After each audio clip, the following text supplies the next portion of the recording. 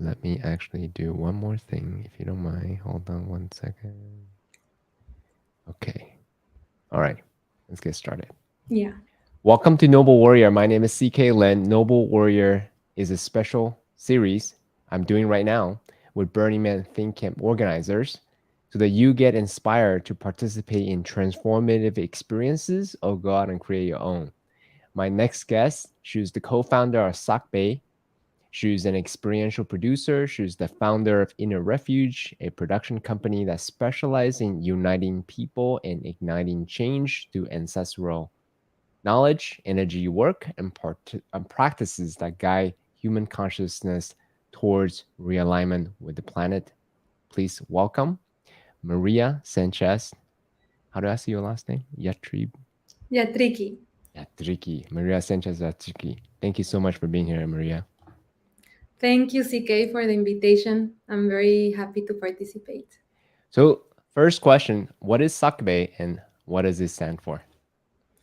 Sacbe means the white path in Mhm, Mayan.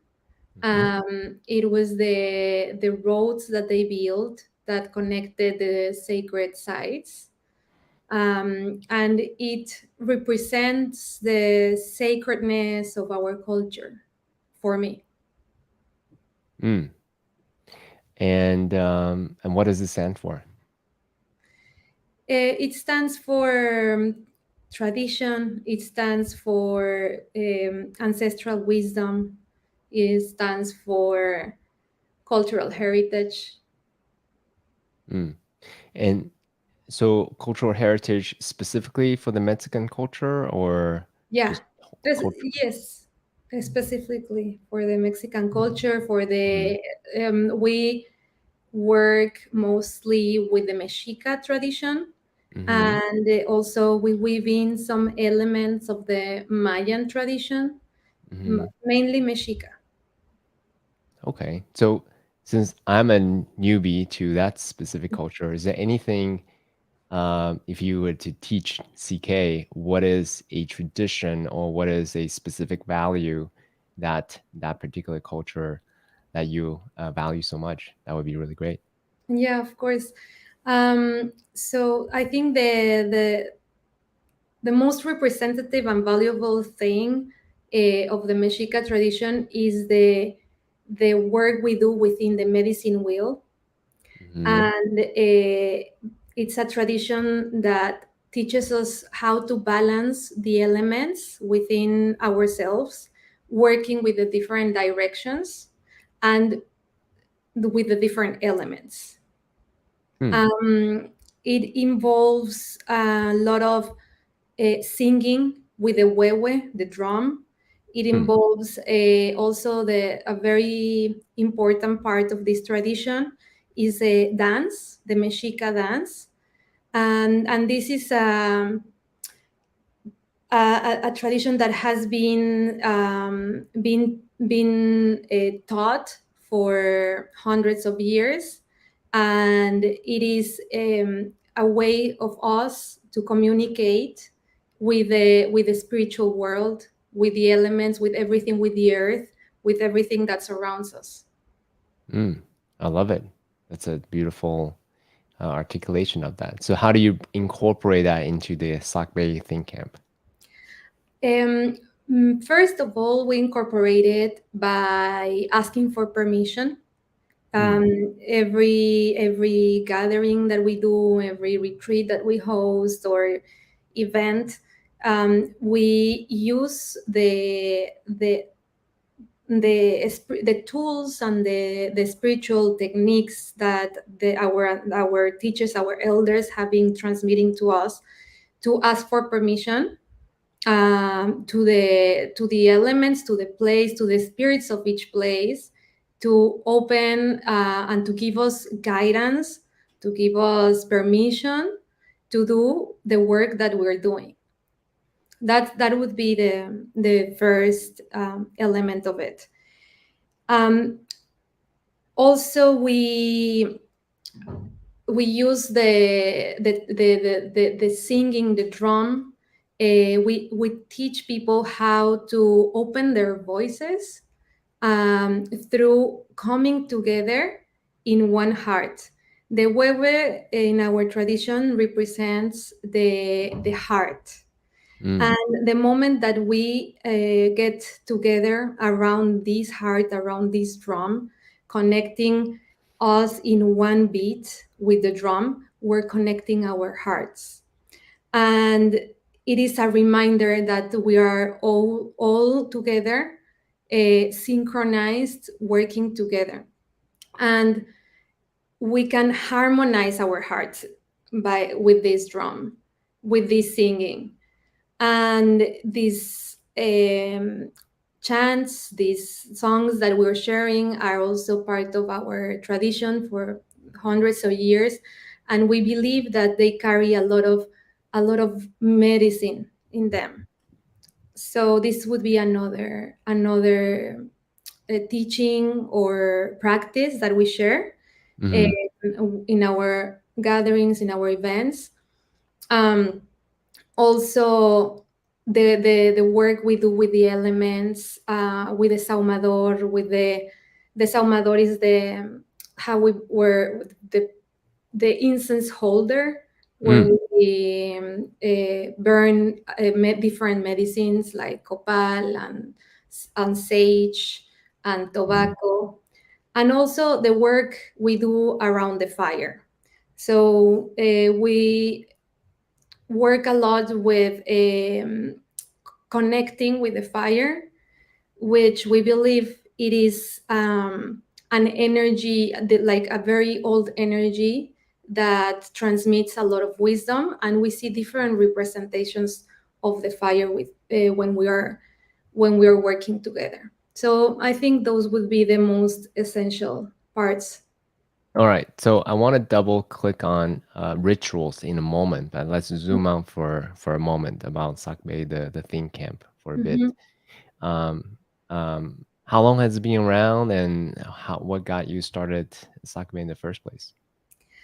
So the community of Sacbe started coming together in around 13 years ago Mm-hmm. through a non-profit gathering that we did every year in a self-sustainable community in the middle of the jungle of Quintana Roo.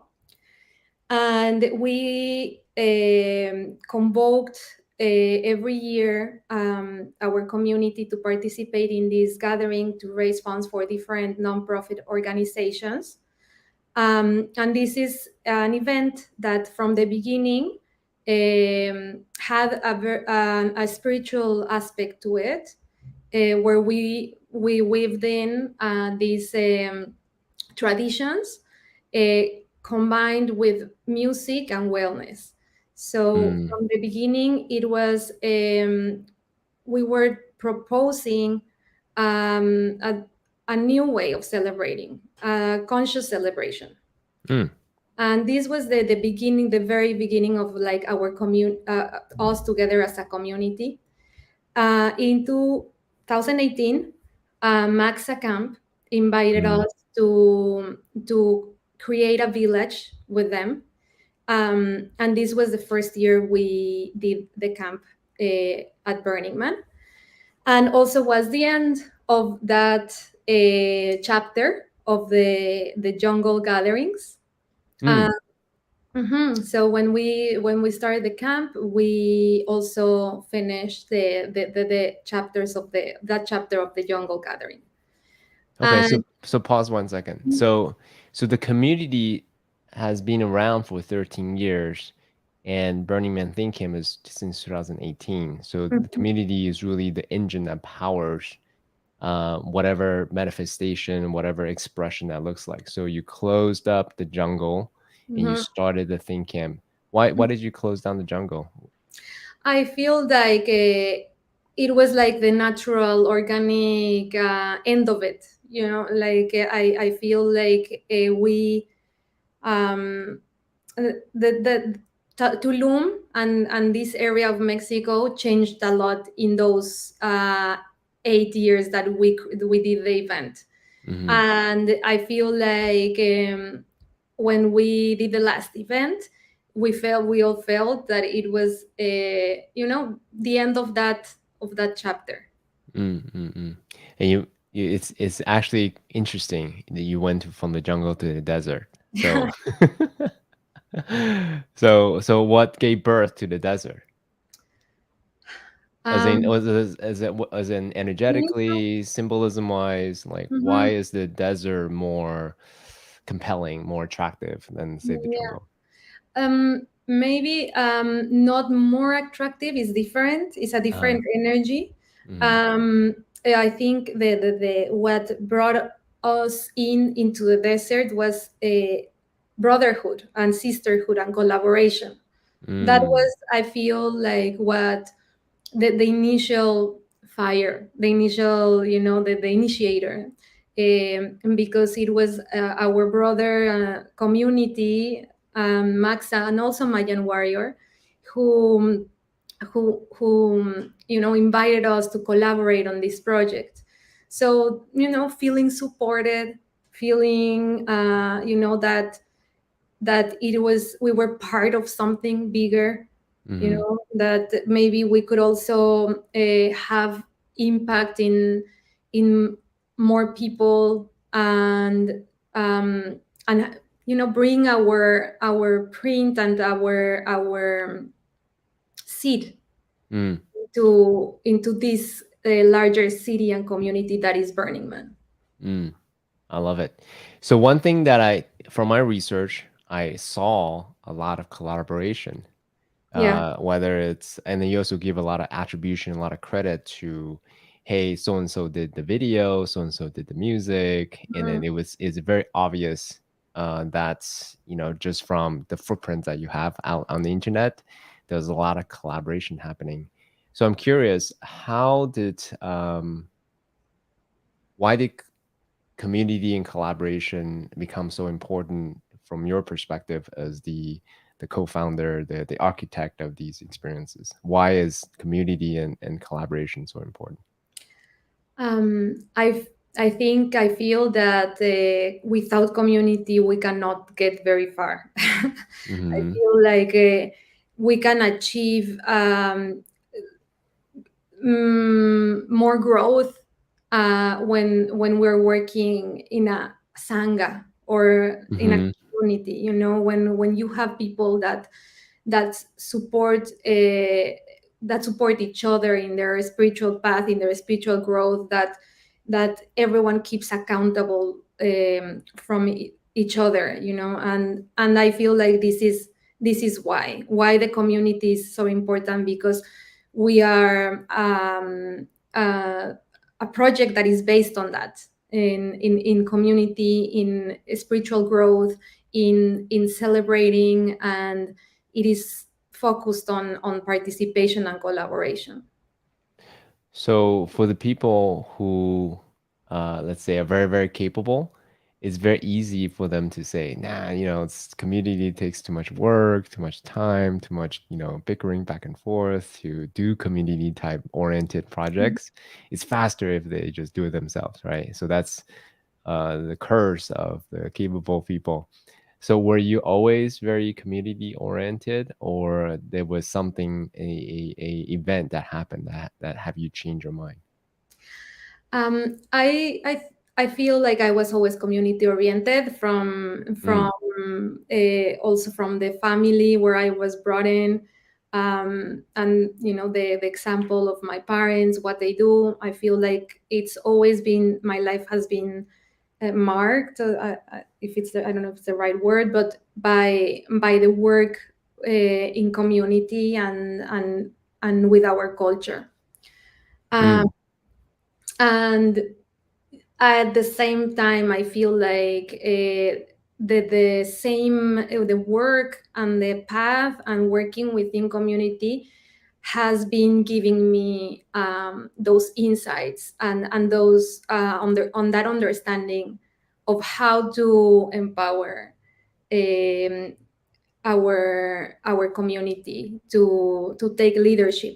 mm, Because in the beginning I don't think I had the tools, and it's been a learning process and a journey mm, of how to to keep understanding.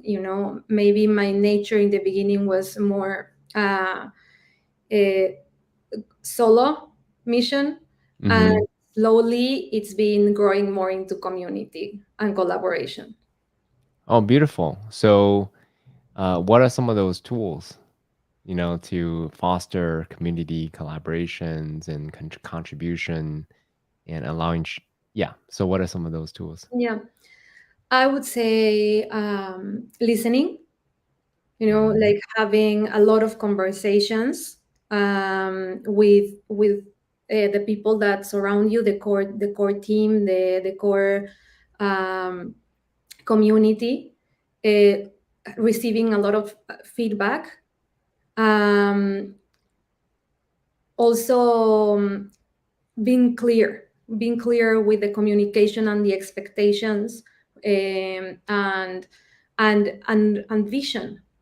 Mhm. Having a clear vision of why is why is that we're doing what we're doing, and what is the vision for the community, and where are we going. Okay, so on that note, I want to focus on the think camp, but obviously there are lessons in from running think camps to business, family, community, society as a whole. So, but I do want to focus on the think camp. So when Sacbe was conceived, you said since 2018, right? Mhm.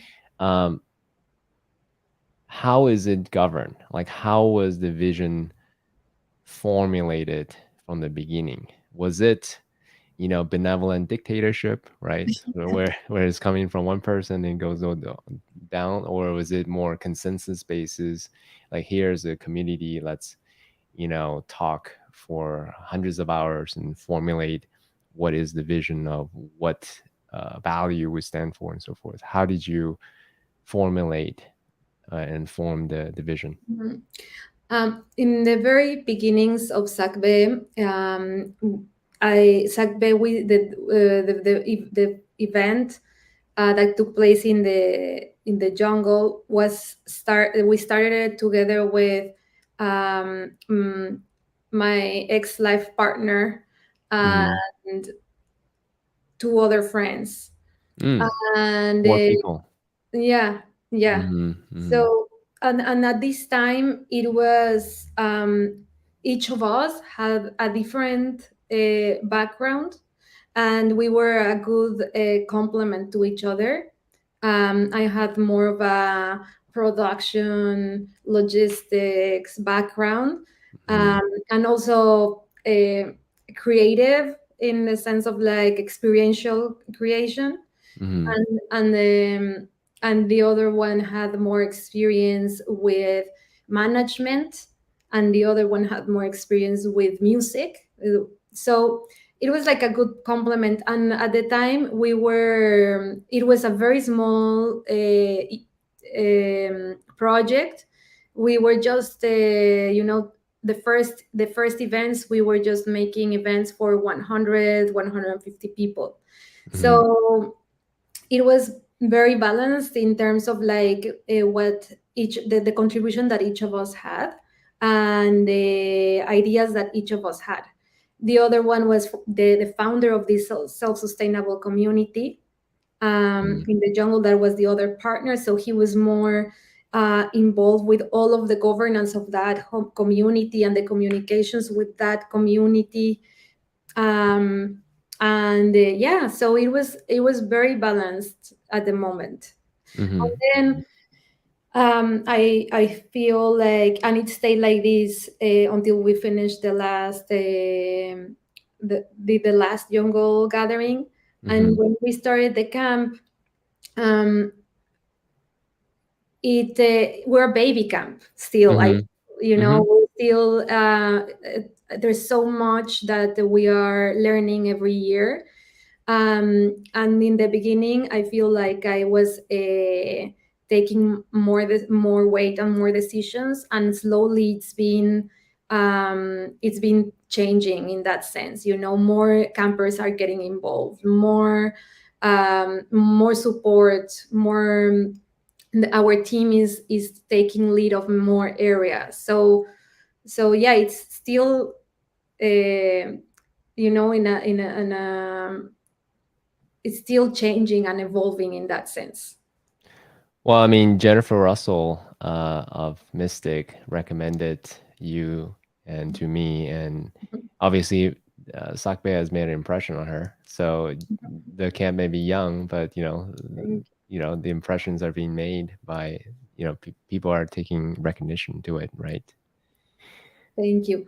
Yeah, it's only our third year on the playa, and I feel like we have so much to learn from leaders from other camps.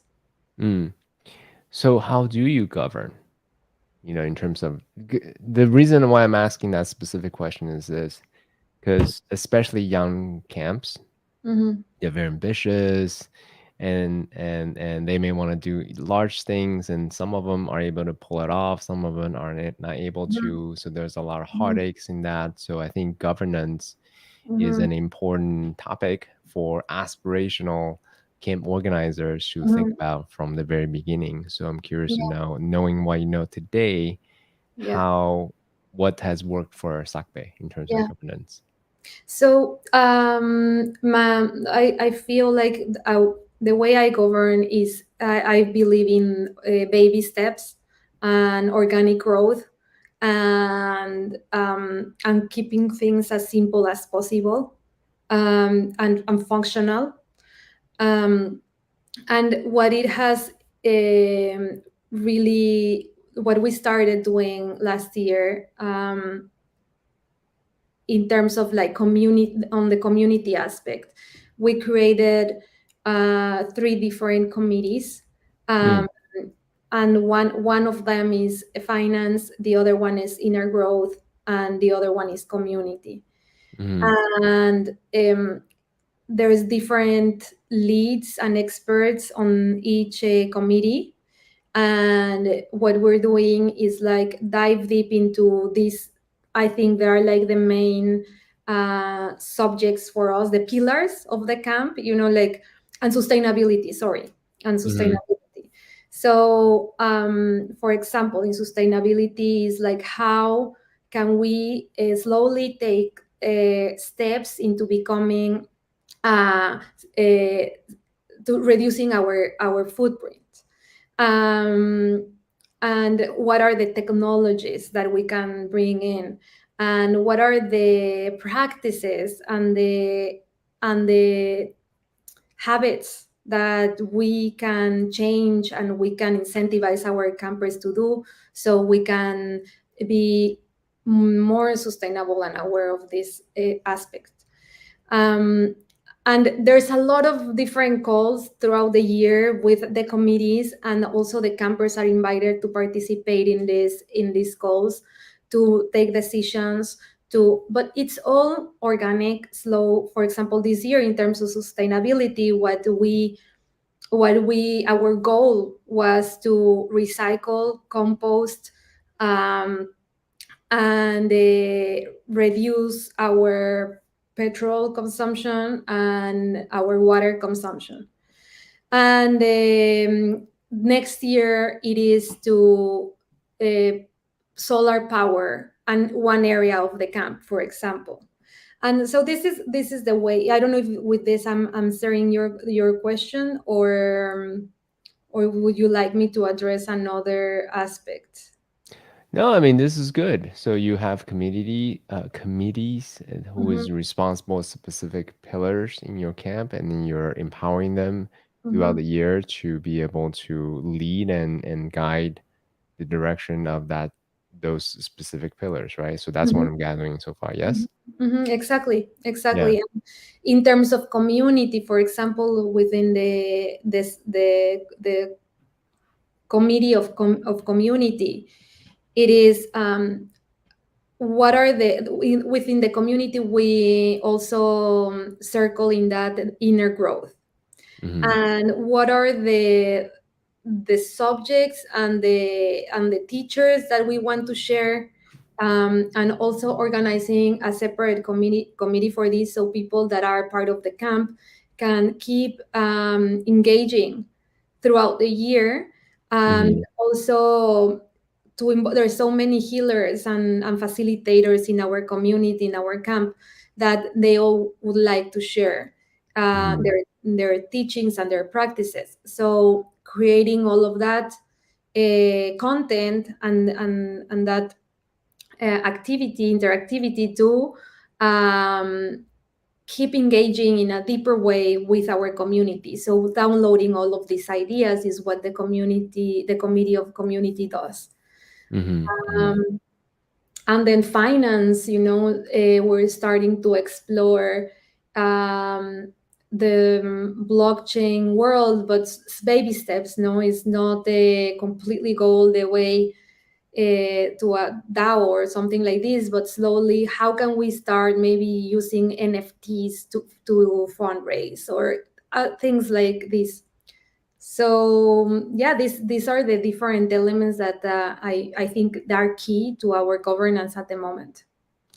Okay, so before I go into the specifics of what have you learned, I'm curious because Burning Man is a collection of social experiments, right? And Mhm. Sacbe, it's in a way a social experiment inside of this big container of social experiments.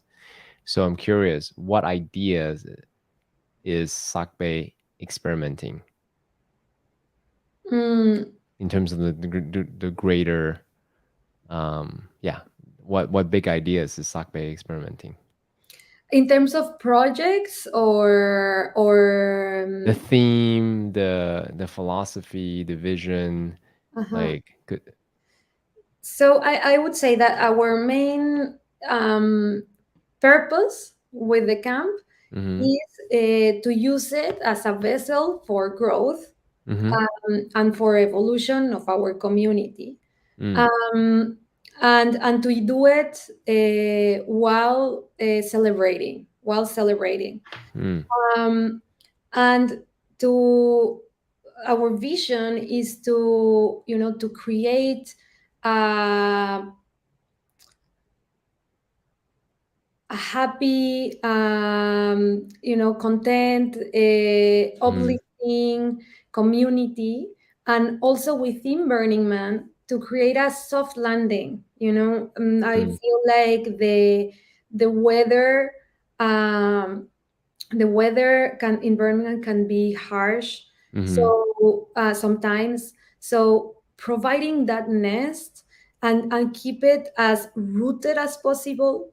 That's our vision. Like mm, keep it to remind us. Of like what are the the ancestral what is ancestral wisdom telling us? How can mm, we apply these tools?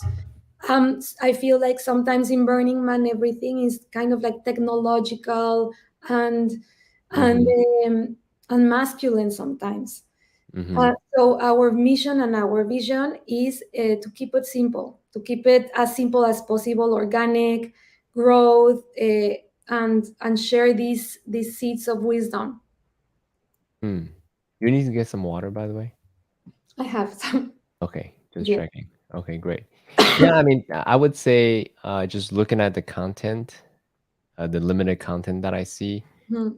it feels very warm. It Mhm. feels very community driven. Mhm. I love the music, Mhm. and I wish I had known about Sacbe when I was at Burning Man this year. I would have visited. I would have hung out a lot over there. It's a I would have very loved to have you oh, this thank year. you, thank you. Yeah. So, okay, so inside of growth in celebration, that's what I gather from your answer so far. Mhm. If that's the overarching theme or overarching direction, Mhm. what have you learned that worked, and what have you learned that didn't work inside of the Burning Man container? Yeah. What works very well is the content. The The what? the content. The content. The the I feel like what it doesn't have so much of a tangible value. Like Mm-hmm. what the what people experience, that is like the most nourishing part of our offering. Mm, um what it's being transmitted. the energy that all of the our core campers carry and share with us, the teachings, Mm. um, the music, the medicine, all of these. And by the medicine, I mean the songs, the not Hmm. the Yeah, I understand. uh, and what it hasn't worked. I think we have a lot of growth, a lot of space to grow still in the how can we better, how can we embody Hmm. Burning Man principles better. Hmm. Well, this is I think, our main challenge. And Burning Man principles, I would say, uh, the most important for us is radical self-reliance. I mean, I would say that that is like a very important principle. And it's not that it hasn't worked, it's just that there's room for improvement. Mm. And that is something that in our calls with the community and everyone, we're always trying to explore new ideas of how to acculturize people, our campers, the new campers, in a fun way, in a way where they're going to feel engaged and they are going to embrace the principles. Yeah. Is there anything specific that you like to say, like, hey, we tried this thing, it doesn't really work, it doesn't embody the radical self-reliance? Anything specific that you can point to? I would say maybe that sometimes we uh, try to, our nature is to offer a lot, Hmm. in the sense of, like, we see them all as family and want them to be like, have the softest landing as possible, and that's our Hmm. nature. And sometimes what I think what that maybe doesn't work in our favor. Hmm. Hmm. Hmm. Like sometimes we have to be maybe more strict and tougher with the responsibilities. Oh, okay. So like shifts and things like that. Is that what you mean? Yes, shifts. We saw a major improvement this year, Hmm. in how people, in the attendance to shifts. Hmm. Um, and I am very proud of our campers in general. Hmm. But yeah, shifts. It's at the end of the week we saw everything. Started. Not show up. So how do we incentivize our campers? Yeah, there's something maybe that is not working there. Yeah. Something that we're doing wrong. That at the end of the week people start to disappear. Yeah. I Yeah. don't know What? if this is something that all camps suffer. Oh, they do. Yes. I talked to 7 different camp organizers. It's a thing. Yeah. Yeah. Okay. Yeah. Um, and it's cool to talk to different camp organizers because then we can, brainstorm and share ideas of what worked and what hasn't worked. Yeah. Um, I Yeah. mean, it's an interesting tension, right? Because you had said you want to provide a soft landing to make their life easier, to make it accessible for people who Mhm. wouldn't otherwise participate in Burning Man. But there's also value in the transformation of the shared hardship, right? So it's like an ayahuasca ceremony because you want it to be intense, but not so intense that nobody goes to it, right? Exactly. Not everyone's David Goggins can run 100-mile desert race type things. So how do we make it Yeah. accessible enough, but also not too comfortable? We lose the value of going through hardship together. Exactly. Exactly. It is a very fine balance, like that needs to be kept between those two. Um, and for us, it's like it's important to have that feminine nurturing element. Um, Hmm. and at the same time, embracing the principles. Okay, so to that point, sort of the masculine, feminine energy, energetics, right? Mhm, With the masculine is more structural, more disciplined, more like here's your shift, right? It's your mhm, responsibility, like do this, otherwise, there are some consequences, X, Y, Z, right? You know, you're being mhm, mhm. told, right? Like that. So I'm curious, in terms of the feminine leadership style, how would you foster the adherence to shifts, as let's actually make it, you know, specific to that. Yeah, I mean, I would say for me, leading by example, it is the most important thing. Like I feel like if people see what we're doing with the amount of work that it takes, and they know they are a little bit close from us, they them are empowered and incentivized to do it because they have an idea of how much it is. Mhm. um, and I feel, for me, it feels right to communicate a lot, Mhm. to share what's happening, to share like our experience, and to share from the heart, to try to be open hearted with and have an open communication with our campers. um, that would. Okay, actually, on that note, real quick, Mhm, because I think that's a key nugget that you just share with mhm. fellow camp leaders. So curious, do you share that?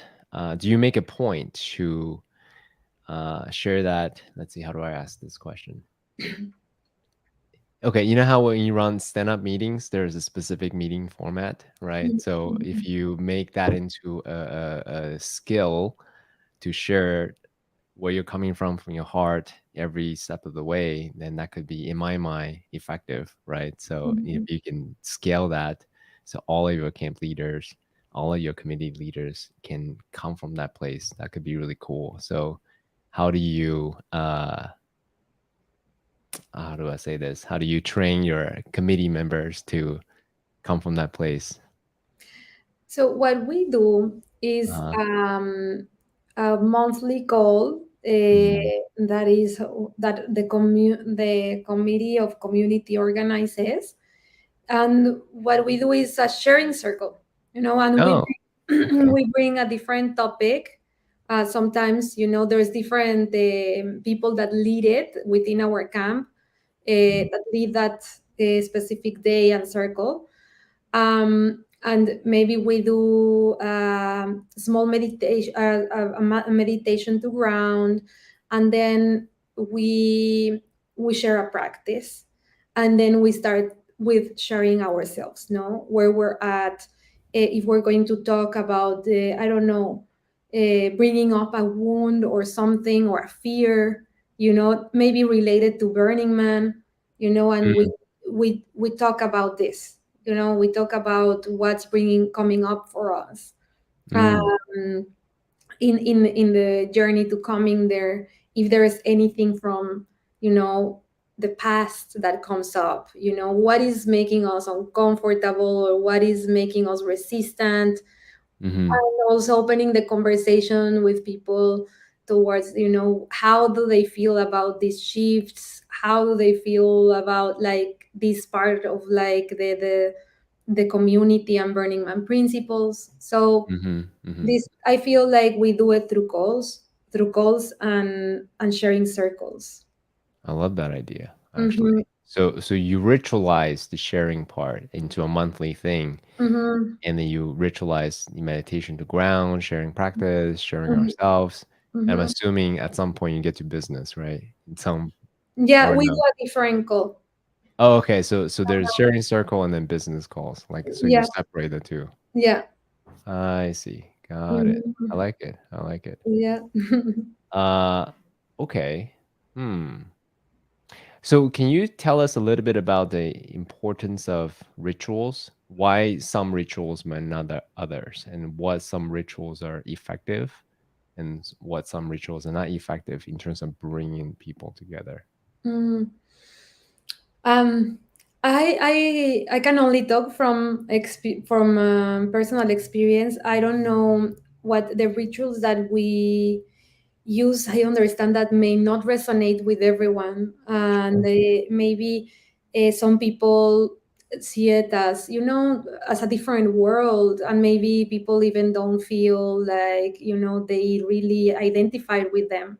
I feel like, here respect is a huge value, um, Hmm. because in the end we are sharing rituals from an indigenous culture.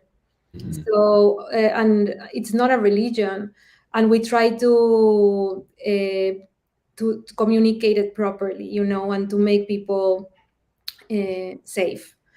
And the rituals that we share are effective because they been weaved and created by a lineage of Hmm. um, a lot of with a lot of wisdom. It's something that it has been transmitted from family to family to family, and been experimented with, if you believe in that, of course, like which herbs to use, which Hmm. words to use. It's based on numerology, is based on astrology, is based on scent.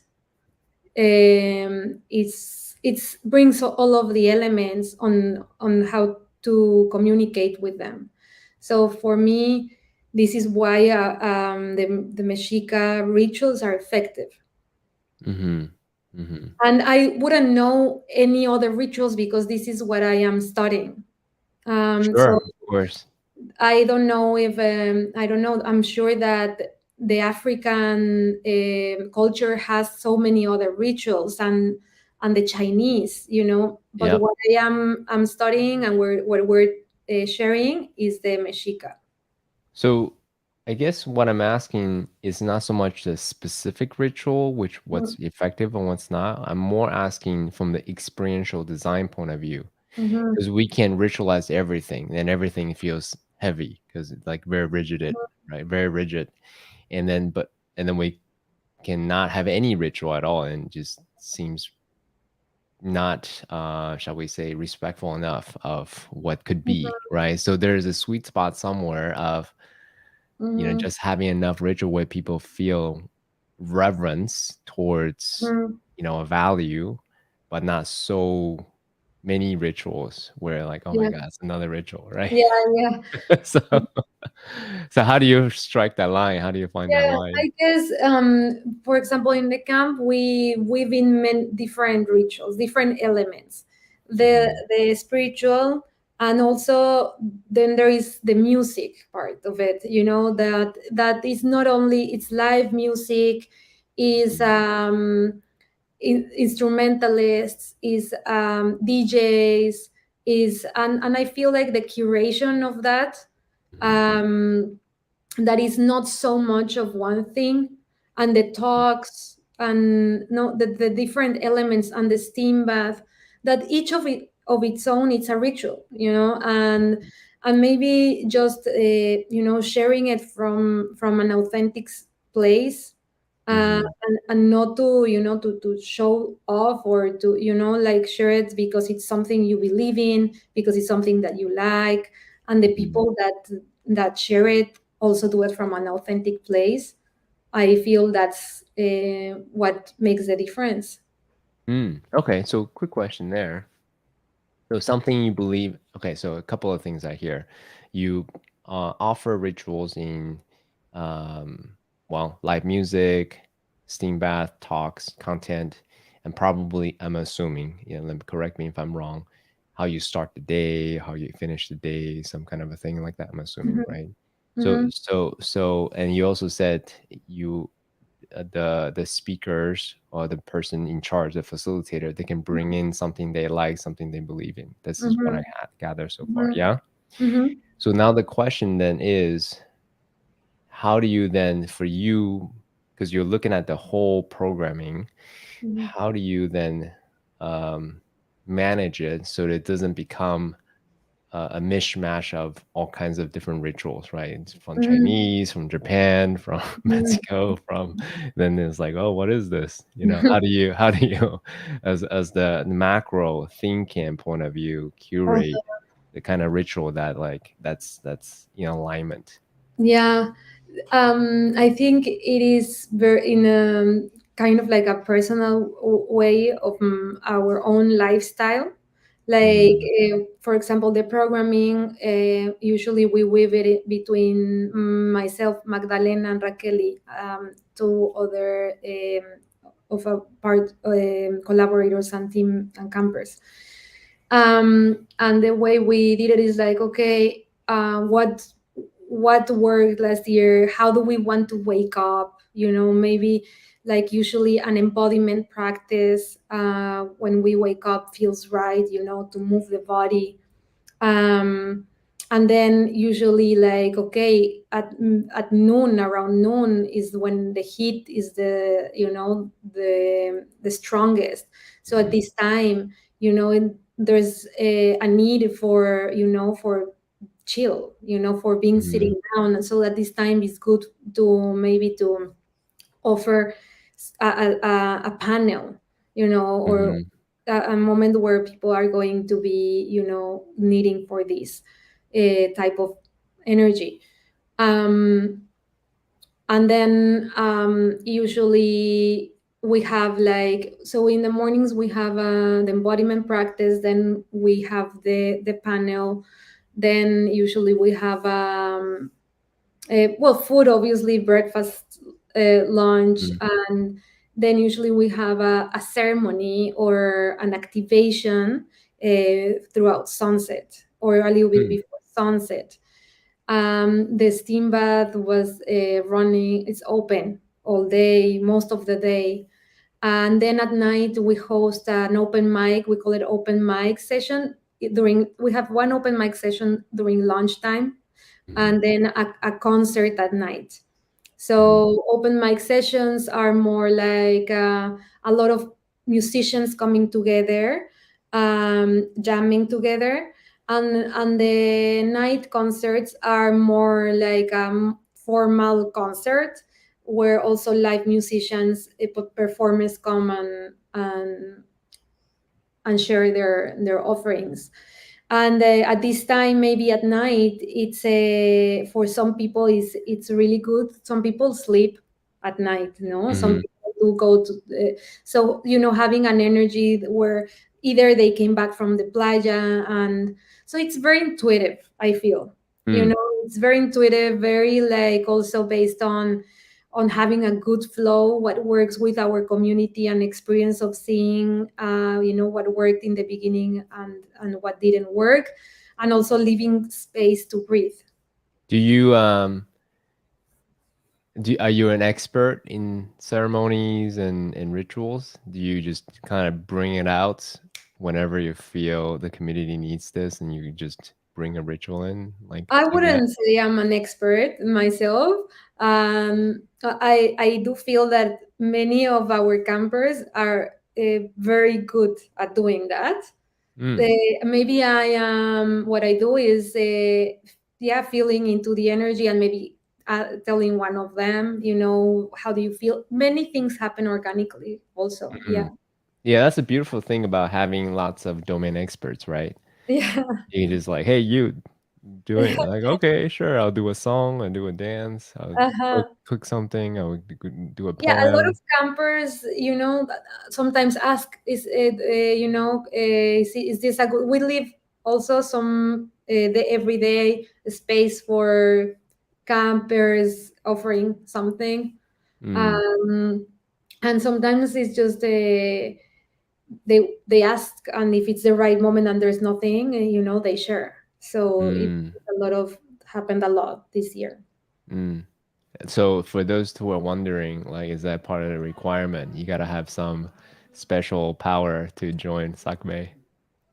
No, not really. I mean, just being happy to contribute to towards like Mm-hmm. taking the shifts and adhering to Burning Man principles.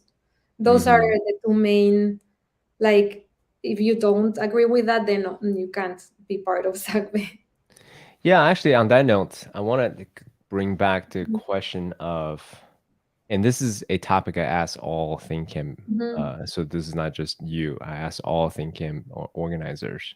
There's a tension between this idea of making, as you call it, as a soft landing for people. Some people call it convenience camp, a camp of mhm, convenience, right? Some people in the harshest term would be plug and play camps, right? mhm, So that's, and each camp there's a line somewhere between convenience and plug and play. So for you, for Sacbe, what is the line between, okay, we're just offering convenience, soft landing for people, and then like we're not gonna cross the line of plug and play or whatever. Like for you, what's the line between that? mhm. So I feel like we have both, some Mhm. convenience and some all the way burn. It depends on the person, Mhm. the camper. It depends on their situation, financially speaking. Sometimes, you know, emotionally speaking, and we offer different options Mm. for depending of these people, and also what is their offering towards the community and the camp. Mm. Mm. Do you mind going into details? Like I don't. Yeah, I think I theoretically yeah. understand, but So I don't really know what that we means. have we have a pitch your own tent option. Ah, got it. Like you can either come and set your tent, and sometimes is you don't contribute financially towards this, if you are going to be, depending of the situation of each person, no. Mm-hmm. And sometimes the fees are lower in this situation, and then there's a scale. There's Mm-hmm. a scale, and it Sure. starts there.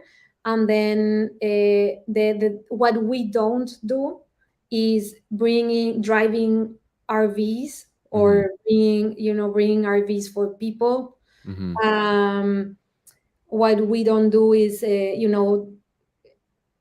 bike service and uh, personal concierge service. I don't know, buying personal items, things Mm-hmm. like this. Mm-hmm. um we do what we do offer to the people are in RVs is servicing their RVs in terms of like Mm-hmm. gray water Mm-hmm. Mm-hmm. and electricity, Mm-hmm. for example. Mm-hmm. So yeah, it is a scale, and I guess the what we are not willing to do is to a full concierge. So, we don't Mm-hmm. do a concierge service in that sense. Yeah, got it. So the line for you, for Sacbe is, all right, we don't, no concierge. Yeah, As in they don't need to do anything, everything is ready, they just show up and everything's yeah. already And there. also, no, there's no exceptions with the shifts. Mm. Also, no, everyone in the camp must do their shifts. So question. So enforcement is, let's see, maybe a softer word for enforcement. I don't know what's another word for enforcement, but enforcement is challenging, especially for volunteer or situations, especially for Burning Man, because Burning Man is all about the flow and all Yeah, that. So how do you, what happens when, let's say I'm in your camp and I'm yeah. like, yeah, I'm gonna do 2 shifts, but I don't show up, and then what happens? So this year we were writing the names on the shame board in the main lounge. In the main lounge for everyone to see. Yeah, You in the didn't show middle of up. the lounge, we were writing. And then when people saw their names, sometimes they were like, "I'm so sorry," and then they made it up. I see. They were like, "I'll do another one." Uh, Um, that was what we were doing this year. But next year do we you want, think that it works? It worked Uh-huh. until Friday. Until Friday. Oh, because Yeah. there's no consequence. No one is gonna see the. But then on Friday, people starting to show up less. Uh-huh. You know, Friday, Saturday, Sunday, it got Okay. like, less, and that didn't work anymore. I see. So we need to do something different next year. I see. That's funny. That's actually really funny. Um, And also not invite, and they don't get, if people don't show up for their shifts, if someone missed one shift and then tell us and then replaced it, uh-huh. it's fine. But if there is someone that completely didn't care, they don't get invited back next year. I see. Okay, great. So that's another, shall we say, Uh-huh. incentive, right? Yeah. Okay, great. That's good to know. Um, what do you, let's see, how do I ask this question? What's the dream? So say everything you continue to do this, Hmm. what would you like to see in terms of the camp, the missions of the camp, how people, take what they learn from camp and then propagate? Like, what's the dream for Sacbe? Yeah. I would like the first, in terms, if I see first in terms of sustainability, we would like to be have a zero carbon footprint as a camp. That would be a one huge mission for us. Mm, Um, it would be in terms of the community, would be that it works, so that there's so many campers that are empowered, mm, that the core team feels, um, that it's not carrying so much more load mm, than the rest, that is balanced, that we function as a network, that it mm, is mm, mm, decentralized, completely mm, decentralized. mm, um, and yeah, and also that we keep growing, spiritually speaking, that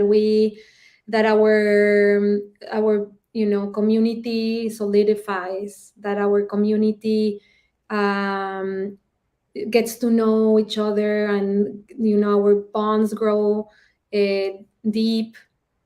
So mm. this is for me what it is I see as, the mission of the camp. Okay, so each one of them, it's a podcast by itself. So, Mhm. uh, which one would you like to start? So let me ask you this question though. Mhm. Um, I know one of the theme from my understanding of you is you're really committed to building community, Mhm. and you had mentioned in your bio that you wanted to make it into a permanent community, right? Mhm. So how are you sustaining the bond from Burning Man throughout the year to building ultimately a permanent community? Like, tell me of what are Mhm. you thinking about? What do you envision? I mean, the vision of that other project that is, you know separate from Burning Man, Oh, okay. I didn't know that. uh, because we need to always keep in mind the commodification. Mhm. Um, so definitely there is, the people, the campers, and the community that is around us is the same, but it always needs to be, decommodified. So okay, so great. I'm so glad you mentioned that. Hmm. How do you separate, because Yeah, you have a community throughout the year, and then yeah, you need to compartmentalize Burning Man to be decommodified, and yeah, everywhere else you can be commodified. So how do you yeah. how do you carve Mm, out that's what the line? we have a different inner refuge is Uh-huh. the name of the brand, Mhm. and that we use outside Burning Man. Mhm. And the retreats that we do, the retreats are on the inner refuge name, and the community that we are envisioning for Baja California, Mhm. its name is inner refuge. and the vision is to create a community, a self-sustainable community, a real estate development. I don't know how you would call it, a, Mhm, a residential home community, mhm, um, and a retreat center. That is the vision for Inner Refuge. mm. Um,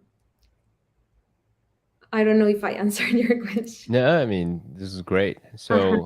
So if what I'm hearing is to basically delineate, to separate the kind of modification effort that's Mhm, Sacbe, that's, mhm, you know, not commodify. The other one is, you know, mhm, refuge, that's commodify. mhm. Yeah. Okay. Great. Yeah, yeah, And mhm, and also um, we do the fundraisers for the camp, that go as Sacbe camp mm, fundraisers. mhm, mhm, So we separate the what's happening, the programming. It's completely independent, mhm, mhm, one from the other. Also, the programming is different. The way it's weaved is different, the way it's what? weaved and designed. Design. Got it. All Mhm. right. Okay. It now the overall purpose, the direction is the same, just how it's Mm. being designed is different. Is that correct? Yeah, I feel like Burning Man gives us an opportunity to experiment a lot, Mm-hmm. to experiment, to play, Mm-hmm.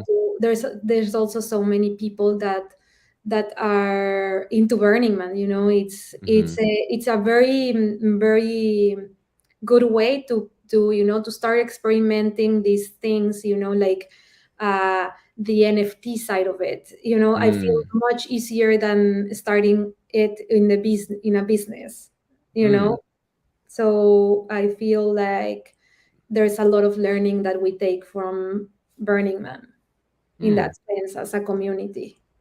Okay. So since you talked about experimentation and Mhm. NFT, is that a creative way to fundraise for Sakbe? Is We're that just is that starting to think about it now. We haven't I done it see. yet, I see. but I hopefully this coming year, 2023, we'll Mm-hmm. start trying it out. Okay. So quick Uh-huh. question there. So I was speaking to the architect of the temple this year, Yeah, and he shared with me in passing that it took $600,000 to build the yeah, temple. It's like, whoa, I don't think about it when I'm there, but in my mind, okay, it kind of makes sense, right? A few years of design, labor and all those the material, all those things come together. It kind of makes, it makes yeah. it makes sense. So in terms of running a think camp, Mhm. and most people don't think about the financial resources it requires to put together programming and all the material, all the things come together. Yeah. So knowing what you know today, what would you tell the younger Maria about, like, hey, here's best practices when it comes to fundraising, operating, within budget and all those things that young Maria may or may not know about. Um, mm, from my experience, fundraisers and at the scale where we're at, because maybe Mayan Warrior is a completely different scale. They're fundraisers. They have 4,000 attendees. Mm-hmm. So our at the scale that we're at, um, maybe fundraisers like gatherings and events and parties are usually more of a way to build community rather Mm-hmm. than actually raising funds. Although it helps a little bit, it's not major. I Mm-hmm. feel like for us in terms of budgeting and financials, what works the best is having a plan and sticking to it, because sometimes it's tempting to be like, let's add this and let's add, Mm-hmm. I feel like we all want to bring so many offerings. Mm-hmm. And sometimes I see that there's camps and camp leads that want to create a lot, and this is why, financially speaking, things get out of control. Mm-hmm. So for us, it is like just, budgeting it properly, having an accurate budget and sticking Mm-hmm. to it. It's I what. see. And then most of your funds come from the Campus. the camp fees, the ticketing. Yeah. Yeah. Okay. Got it. Okay. So Solely from campus. solely, I Yeah. see. Got it. Okay, good to know. And do you have someone who is like an expert in terms of finance, financial operation? Now, I'm asking that question Ah, specifically because because uh, I don't want to name camps, but some camps are run by visionaries, right? And then they okay. don't have a essentially a CFO person to say, Yeah. hey, calm down, Yeah. stick within budget. So they usually run over. Yeah. So their recommendation is good to have a counterbalance, like someone who's Uh, really good with numbers, somebody who is a visionary, then they can come together and run camps, okay. effectively. Yeah. So far, we don't have a CFO. It's been us, the core team, running the financials and the budget. Okay. We do have advisors now, Hmm. from this year, that we started doing the committees and the committee of finance, that are, Hmm. is helping us to make the transition to the NFTs and all of this, and we are getting a lot of advice, um, Okay. on this side, but not in terms of budgeting. Okay. Mm-hmm. Well, in that on that note, so what have you learned about NFTs as a possible way to help finance, you know, camp going forward? Is it just one time? Is it so every time, every year you make a new NFT, or is it, a membership type model where you just make one NFT and then you can cruise for the next 10 years? I think there's different ideas that have shared, our advisors have shared. That, for example, we're thinking of building an art card this year. Mm-hmm. So maybe that the art card itself is an NFT, Mm-hmm. and all of the community has a part and the ownership of this. Mm-hmm. um, and also, making pieces, creating pieces, um, Creating what? uh, Pieces? pieces like, art pieces, Oh, or, to put it on the card? no, and for like to sell as NFTs, that are, maybe made by artists within the camp. I see. Okay. Got it. Yeah. Or pieces of the camp, you know Mhm. this is another idea.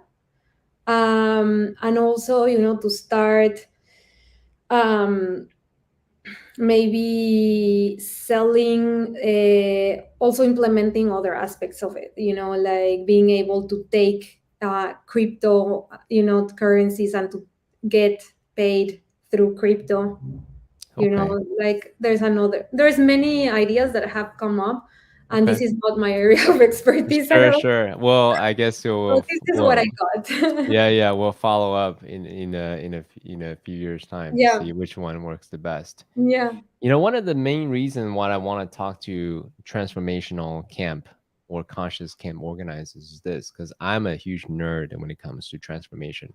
I Hmm. personally believe that everything we do, everything that we see in this world is an extension of our consciousness. Hmm. So if we want to, make the world better, in my opinion, the start is consciousness shift, right? Awareness, conscious transformation, all these things.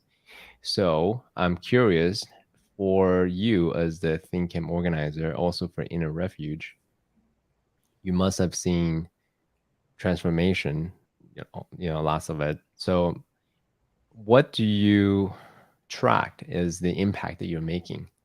Is it at the level of awareness? Is it at the level of behavior change? Is it at the level of, meaningful connections? How do you know that what you do, all the effort that you put in, all the life that you put in, is Yeah, making a difference, in the world that's meaningful for you? yeah.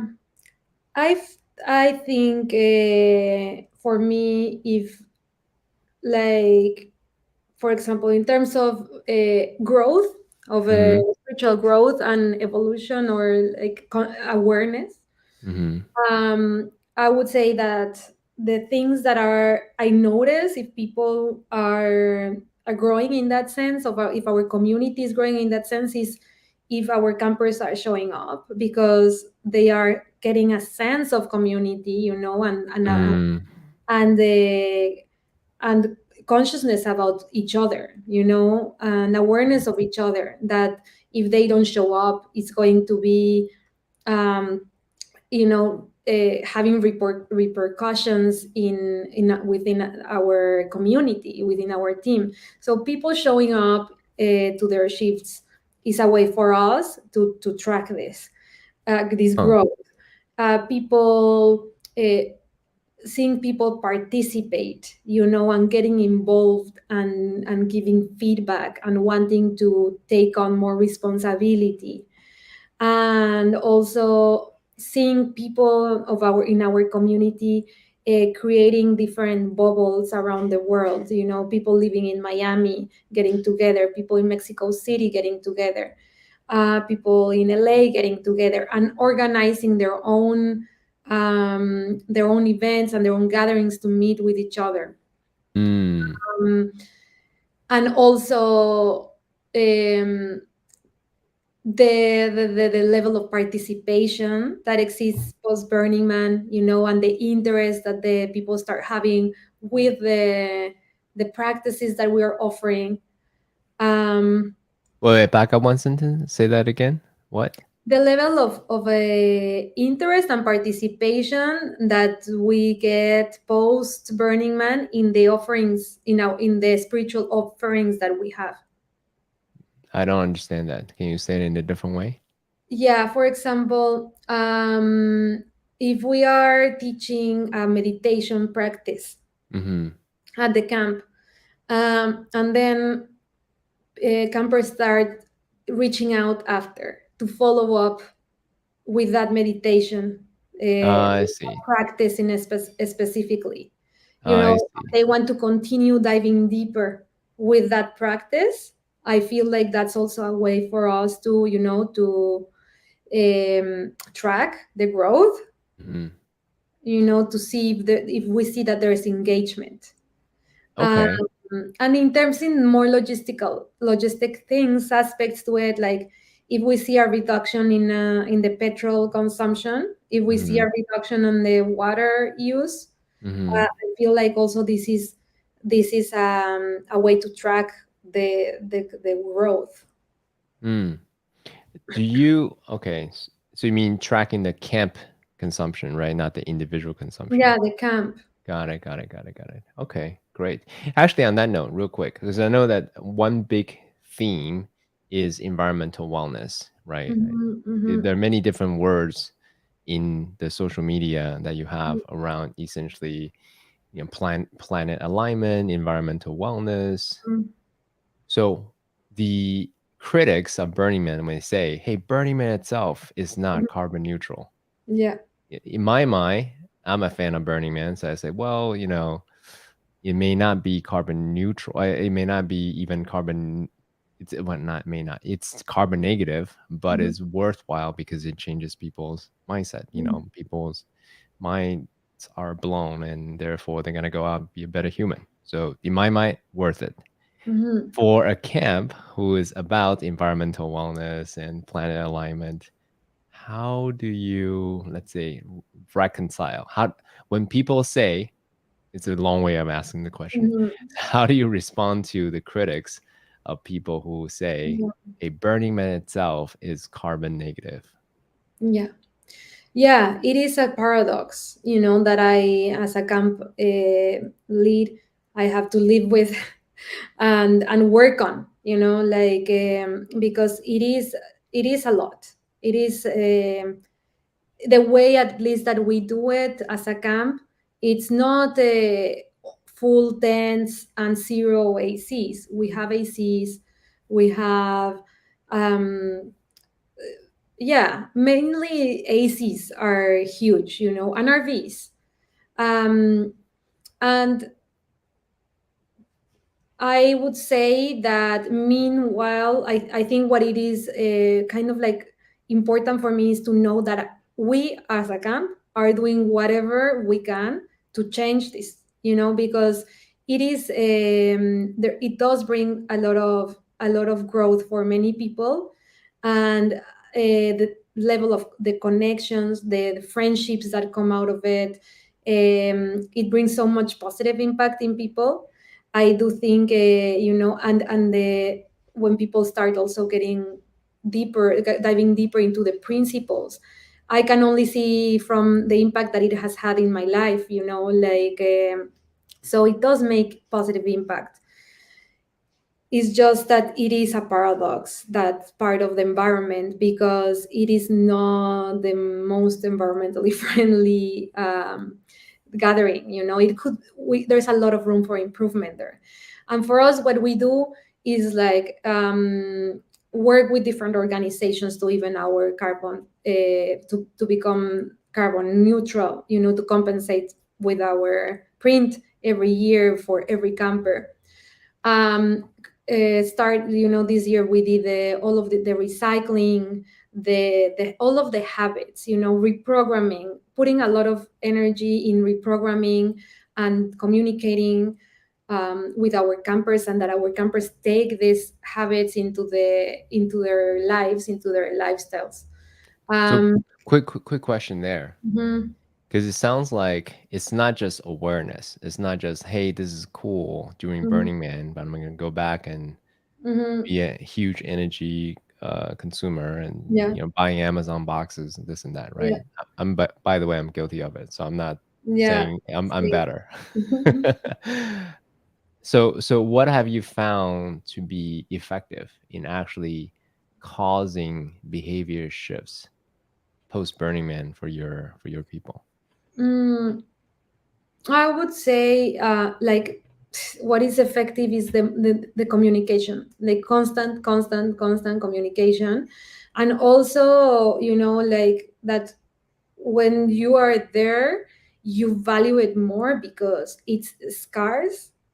It's The scarcity. I don't know how it's like. yes, yeah, It's not as scarcity. abundant. Hmm. It's not as abundant. So, the fact that you have to shower quickly, Hmm. that Hmm. you need to be mindful. And we do talk about these things a lot at the camp, Hmm. about, like, turn off your ACs. And when you're at home, also turn off your ACs. Hmm. Like, it's not only here. Um, um, Sometimes it's okay to feel the heat, Hmm. and get our bodies to be, to acclimatize, Hmm. to go through these moments of, like, not always instantly seek for, um, you know comfort and that. So, um, how can it be measured? How is it measured? There's nothing that we are no, there's no way that we are measuring it, like, Hmm. scientifically Hmm. yet. um, I just say, the only way that I measure it so far is by getting the Mm. feedback from our campers, Mm. of Mm. how it has made an impact in their lives, how Mm. they, made adjustments in their habits after going to Burning Man and to our camp. Mm. Mm. Mm. I love it. Thank you so much.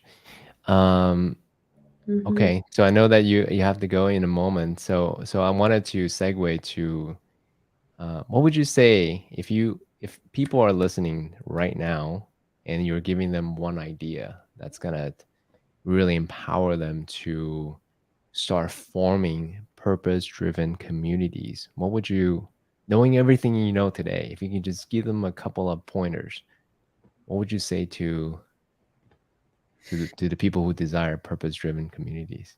I would say first, it all starts for me with doing work on myself. Mm, Um, it starts with looking at myself, on having a strong spiritual, path. Also, um, using different therapies and techniques to look at myself.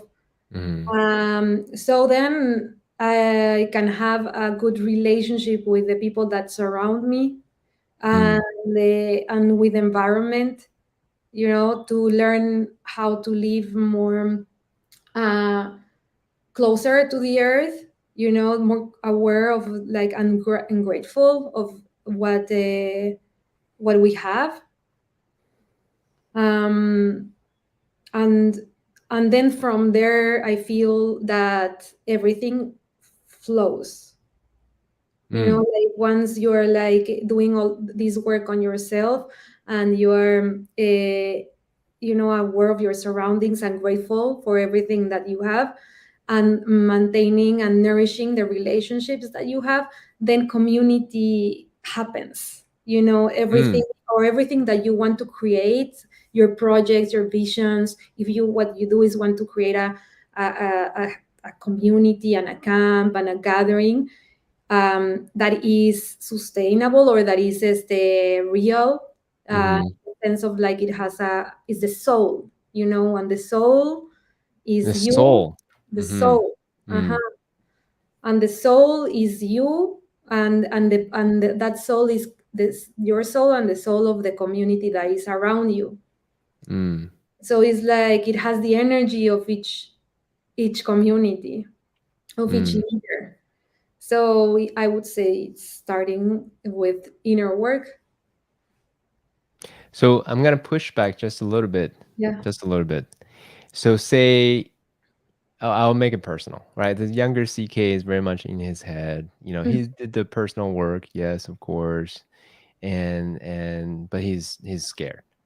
He's like, yeah, you know, I really want it, but I don't know what to start. What would you say to the younger CK?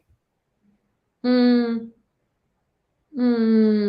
I maybe joining a community, a Mm-hmm. community that like that he is inspired by, Mm-hmm. and learning from it, Mm-hmm. and surrounding himself by people that he admires, Mm-hmm. and that he feels they are um, coherent, Mm-hmm. congruent, that I think that is that could be a good beginning. Beautiful. Any last thoughts, parting thoughts for people, the younger CKs, the younger Marias, who dreams about having community, who dreams about forming their own think camps? Any last thoughts at all for anyone who's listening? I mean, I would really like to speak a little bit about planet buyback, if that's, Yes, of yeah. course. Yeah. So planet, I think one of the biggest gifts and takeaways and results of creating community for me has been the creation of a nonprofit organization called Planet Buyback, that is formed by Maxa, Mayan Warrior, Onda Linda, and Sacbe communities. And it's dedicated to select different vet different organizations that are dedicated to land and ocean preservation. Um, and I feel that for me, this is the magic of it, the magic and the most important work that we can do if we're like building communities is one, collaboration, and forming networks, and using this power that we have, and this access to community that we have, to make positive impact. Mm-hmm. So yeah, this I think would be my last uh, my last words. Use the once you do it, and if you're doing it, use it to create positive impact. So I actually looked into Planet Backpack. I do have a question there. I'm glad you brought it up. I like Mm-hmm. the concept. Essentially, it's a platform, a crowdfunding platform Mm-hmm. for preservation projects. Yes? Is Mm-hmm. that Mm-hmm. did I understand that correctly? Yes. Awesome. Very good. So question is why not build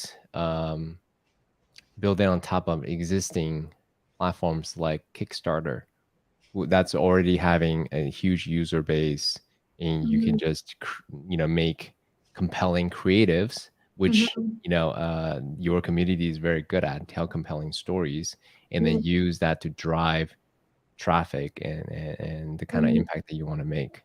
Yeah, because we're using the platform to generate more awareness about each organization, Hmm. and it's a project that we started throughout the pandemic, and until now we haven't been able, like, we're gonna be launching next year Hmm. properly.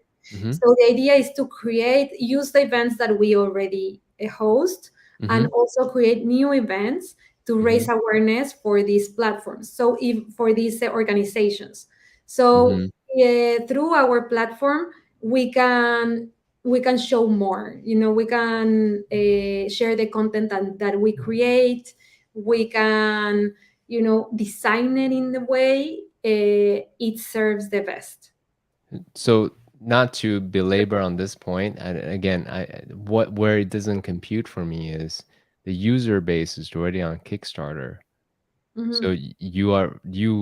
your group of people are very very good at creating compelling story, Hmm. and you're also very good at curating projects as worthy. You have relationship with the indigenous elders.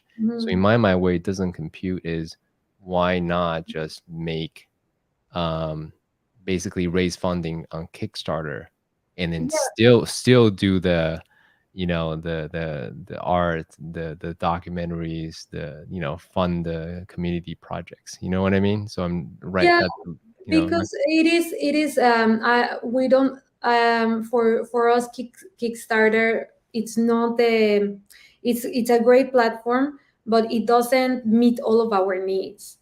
mm, And we are doing something to also bring community together around it, create these I see. Got gatherings, it. Got it. these gatherings, these trips to the jungle to visit this Got it. organization. So it's through the coming together of the three and the merging the three, the four communities and the four databases and the four everything, and it's through the platform that we communicate everything because everything is together. Got it. So let me make sure I understand, right? Uh-huh. So I'm asking because I'm genuinely curious. Yeah, Is you want to not just, hey, here's some money, go do yeah, this thing, because that's essentially what Kickstarter is yeah, accustomed to. You want to really attract people who is invested in yeah. the cause and who wants to be educated, who wants to visit the land, who wants to put their resources into something that they believe in. So this for you is a rallying cry of a community beacon. I'm mixing analogies, but you understand that. It's Mhm. a beacon of people who is interested in this. Is that an accurate Yeah, recap it of is what you said? accurate. Yeah, yeah, yeah, it is accurate, and we feel like creating our platform so we can share the content that is created through these events, and this it fits better our needs than using an independent flat platform. Beautiful. Well, with that said, Maria, just really thank you for being here, telling your story, and it's very inspiring. You've been doing this for 13 years, and now you're using the power of community to curate funds and people and who are interested in bringing more planet alignment, environmental wellness into being. So really, really appreciate being here and sharing your story on Noble Warrior. No, thank you for having me, CK. Beautiful. Let's end